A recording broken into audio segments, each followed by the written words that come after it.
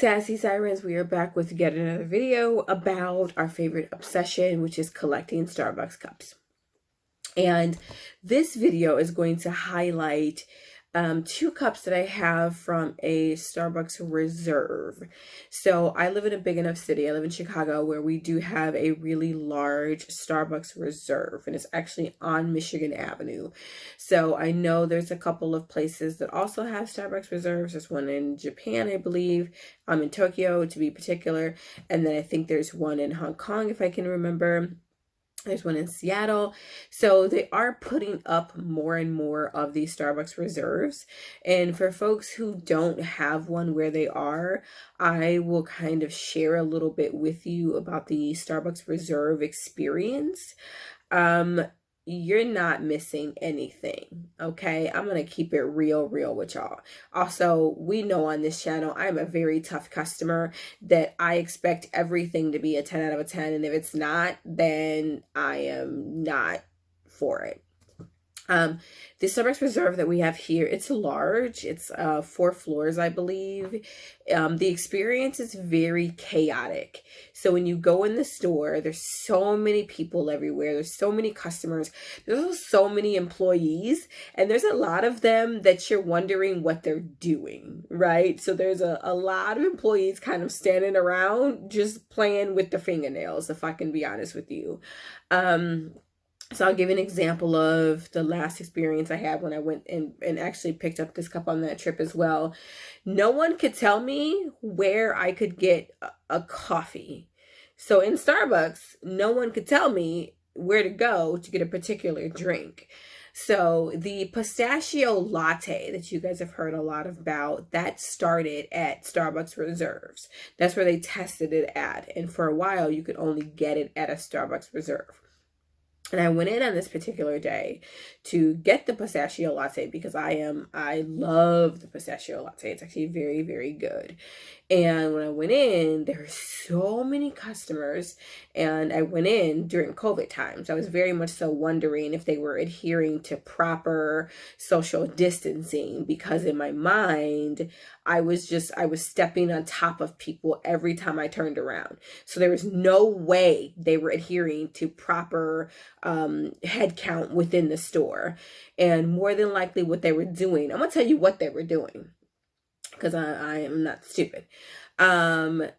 The square footage of the store is absolutely large, obviously, because I shared with you that it's 4 floors. Something that you have to pay attention to is selling square footage. And they were letting people in the store very much so based on their overall square footage. And it was easy. It was very noticeable that that's what they were doing, because you were stepping on top of people. I kid you not. I had to hurry up and get out of the store because it just did not feel safe while I was in there. But when I went to a counter to order a pistachio latte, and the gentleman said, "Oh, this isn't the coffee bar. This is where you make a coffee cocktail." And I was like, "Oh, okay." It might have been nice to have a sign that said that while I've been waiting here for a number of minutes, but okay. Can you tell me where I can go get a pistachio latte? He said, "Oh, I don't know. I just know you don't get that on this floor." "Oh, okay. You work here and you don't know where." "Okay, no problem." So then I went to another floor, and I get in line, and I'm like, "Oh, can I order a pistachio latte?" The other thing is the employees spend a lot of time talking and playing with each other versus like helping customers. So I got in line, I'm standing there at the register waiting for the associate to acknowledge me. And I finally had to say, "Excuse me, can I order a beverage here, or are you guys closed at this register? What's going on?" She at least had the understanding to be embarrassed that she was caught playing with her coworker instead of helping customers. So I will at least give her that. But to be honest, let's keep it real. You should have been helping customers to begin with. So I asked for a pistachio latte. She said, "Oh, we don't sell that here. We don't sell this at this station." So the second station, "Oh, we don't sell your drink at this station." "Oh, okay. Can you tell me where I could get a pistachio latte in this Starbucks?" And she looked at me and said, "Oh, I don't know." bad service really ticks me off, right? So probably because I started, my career as a young teen working in service. I started working at a retailer and spent a number of years working in retail. So it was very, very understood that you're only as good as your service, and you, in order to really kind of outplay your competitors, is you needed to have better service. So she said, "Oh, I don't know." So I had to pause and say, "So to be clear, I'm in Starbucks. You guys sell the pistachio latte, correct? It's still in season." And she says, "Yes, but you don't know where I can get it within the Starbucks you work at." Right? So she finally looks over to the person next to her and says, "Hey, where can she get the pistachio latte?"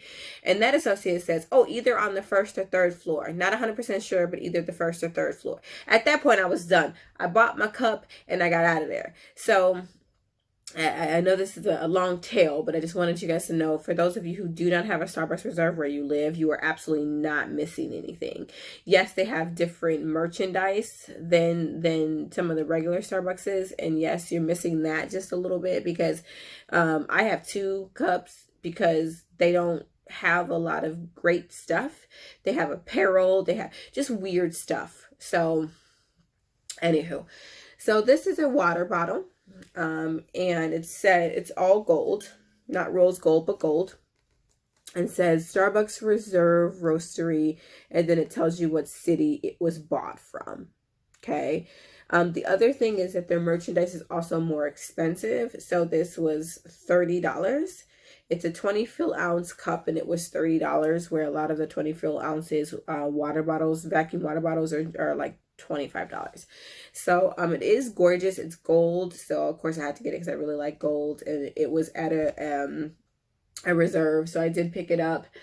And then I do have a warm cup here, and I do want to let you guys know this cup is not a double wall. Okay, so it is a warm cup, but it's not a double wall.